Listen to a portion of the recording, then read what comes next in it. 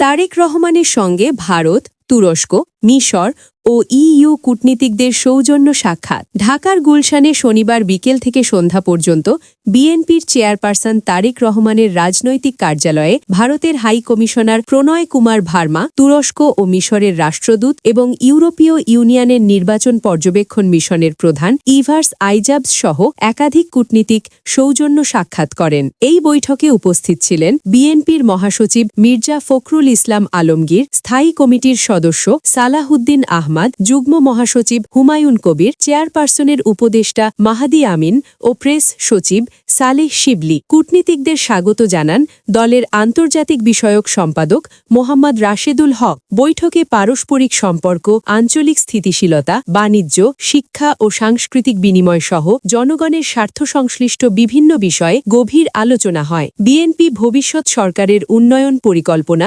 দেশের মানুষকে নিয়ে কাজ করার নীতি এবং আন্তর্জাতিক সম্পর্কের ধারা নিয়ে মতবিনিময় করে। বৈঠক শেষে হুমায়ুন কবির সাংবাদিকদের জানান, প্রণয় ভার্মার দায়িত্ব গ্রহণের পর এটি গুলশানে বিএনপির কার্যালয়ে তার প্রথম আসা। এছাড়া কূটনীতিকরা বিএনপির চেয়ারপারসন খালেদা জিয়ার মৃত্যুর সংবাদে গভীর শোক প্রকাশ করেছেন এবং পৃথক শোক বার্তা দিয়েছেন। এই সৌজন্য সাক্ষাৎ আন্তর্জাতিক সম্পর্ক ও দেশের রাজনৈতিক স্থিতিশীলতার ক্ষেত্রে একটি গুরুত্বপূর্ণ বার্তা হিসেবে ধরা হচ্ছে। বিএনপি কর্মকর্তারা আশা প্রকাশ করেছেন, পারস্পরিক সহযোগিতা ও অর্থনৈতিক, শিক্ষা ও সাংস্কৃতিক বিনিময়ের মাধ্যমে ভবিষ্যতে আরও দৃঢ় ও কার্যকরী